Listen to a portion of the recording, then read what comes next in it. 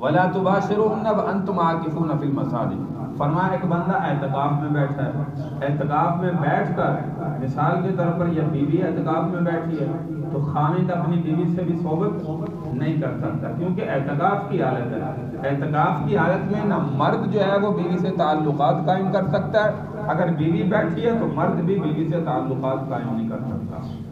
اعتکاف کی حالت میں اعتکاف یاد رکھیے کہ وہ 3 قسم کا ہوتا ہے۔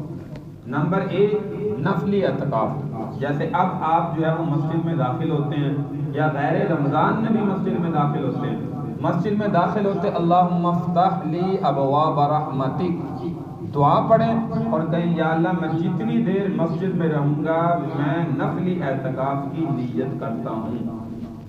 یہ اس طریقے سے اردو میں، پنجابی میں، جس زبان میں مرضی کر لیں، تو آپ وہ 10 منٹ 15 منٹ آدھا گھنٹہ قرآن کی تلاوت بھی کر رہے ہیں، نماز بھی پڑھی یا ذکر و اذکار کر رہے ہیں، جتنی دیر مسجد میں رہیں گے آپ کو اعتکاف کا ثواب ملتا ہے۔ یہ ہوتا ہے نفلی اعتکاف، جب مرضی آپ کریں، ہر نماز میں آتے ہیں ہر نماز میں کریں۔ دوسرا ہوتا ہے سنت اعتکاف، جو صرف رمضان کے آخر عشرے کا سنت اعتکاف ہوتا ہے، اور اس حالت میں نے جمعہ میں بھی کہا کہ روزہ رکھنا بھی ضروری ہوتا ہے۔ ایک بندہ کہے میں روزے نہیں رکھوں گا لیکن اعتکاف میں بیٹھوں گا، تو یاد رکھیں کہ اس کو اجازت نہیں ہے۔ شریعت نے پورا مسائل کا جو ہے وہ خیال کیا ہے کہ وہ روزہ بھی رکھے اور ساتھ اعتکاف بھی بیٹھے۔ اور تیسرا اعتکاف ہوتا ہے، یہ حضور علیہ الصلوۃ والسلام کی سنت ہے، آپ علیہ الصلوۃ والسلام مسجد میں اعتکاف بیٹھتے تھے۔ رمضان کے پورے مہینے کا بھی اعتکاف اللہ کے نبی صلی اللہ علیہ وسلم سے ثابت ہے، لیکن رمضان کے اخیر عشرے کا فرمایا یہ سنت ہے جو حضور علیہ الصلوۃ والسلام کی کثرت سے عادت تھی اور صحابہ کرام رضی اللہ عنہم اجمعین بھی کیا کرتے تھے۔ اس لیے رمضان کے اخیر عشرہ جب شروع ہوتا ہے، غروب آفتاب کے وقت ہمیں حکم ہے کہ مسجد میں داخل ہو، اللہم افتح لی ابواب رحمتک، اور یہ نیت کریں یا اللہ میں رمضان کے اخیر عشرہ کی سنت اعتکاف کی نیت کرتا ہوں، یہ کہہ کے مسجد کے اندر جو ہے وہ داخل ہو جائے۔ اب جو ہے یہ اخیر عشرے کا اعتکاف اس کا جو ہے وہ سنت ہوگا، باقی انشاءاللہ مسائل اعتکاف کے چلتے رہیں گے۔ اور تیسری نیت ہے اعتکاف کی، اعتکاف واجب۔ واجب اعتکاف کیسے ہوتا ہے؟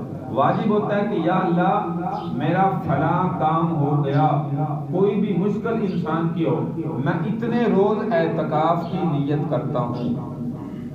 مسجد میں یا جس جگہ کی نیت کرے تو فرمایا یہ ہوتا ہے واجب اعتکاف۔ اب وہ بندے کی جو مشکل تھی حل اللہ نے کر دی، اب یہ اس پر اعتکاف کرنا واجب ہو جاتا ہے۔ اگر چھوڑتا ہے تو گنہگار ہے، کہ جو منت مانی ہے اللہ کے سامنے اظہار کیا ہے اس کو پورا نہیں کرتا تو یاد رکھو یہ کبیرہ گناہ کا مرتکب ہے۔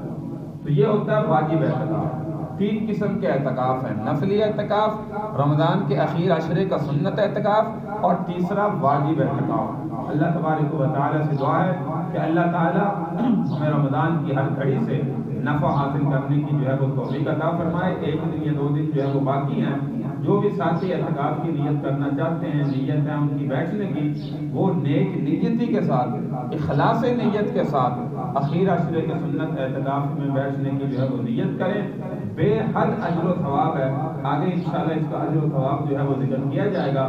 اور اعتکاف کی حالت میں کن چیزوں سے بچنا چاہیے، کن چیزوں سے جو ہے وہ اعتکاف ٹوٹتا ہے، کن سے نہیں ٹوٹتا، وہ تفصیلاً انشاءاللہ جو ہے وہ مسائل چلتے رہیں گے۔ اللہ تبارک و تعالی ہمیں جو ہے وہ عمل کی توفیق عطا فرمائے، اور ماہ مبارک کی ہر ایک گھڑی سے اللہ ہم مسلمانوں کو نفع حاصل کرنے کی توفیق عطا فرمائے۔ وآخر دعوانا ان الحمد للہ رب العالمین۔